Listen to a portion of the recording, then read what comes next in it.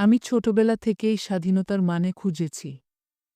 একদিন মাকে জিজ্ঞেস করলাম, মা, আমার স্বাধীনতা কোথায়? মা এক গাল হেসে বললেন, কিসের স্বাধীনতা?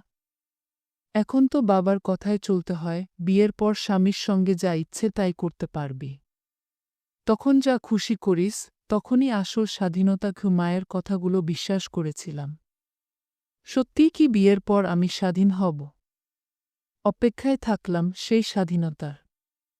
কয়েক বছর পর বিয়ে হলো। নতুন ঘর, নতুন মানুষ, নতুন জীবন। একদিন ভোরে স্বামীকে প্রশ্ন করলাম, আচ্ছা, মেয়েদের কি কোনো স্বাধীনতা নেই? নিজেদের মতো বাঁচার অধিকার নেই? স্বামী কিছুক্ষণ নীরব থেকে বললেন, বিয়ের আগে যা করেছ, করেছ। এখন আর করা যাবে না। লোকে কি বলবে? ছেলে মেয়েদের ভালোভাবে মানুষ করো। পরে যা ইচ্ছে করবে। আমি আবারও বিশ্বাস করলাম। আমার সময় এখনো আসেনি।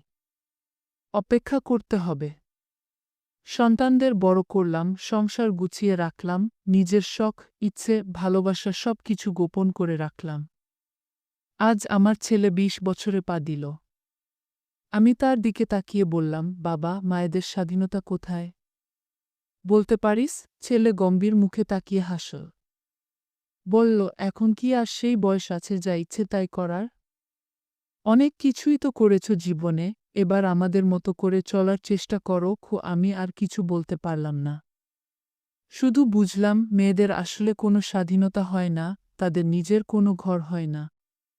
মেয়েরা মানিয়ে নিতে নিতে, স্বার্থের সবটুকু দিতে দিতে একদিন নিঃশেষ হয়ে যায়। তাহলে নারীর স্বাধীনতা আসলে কোথায়? সে কি কোনোদিন তা খুঁজে পাবে?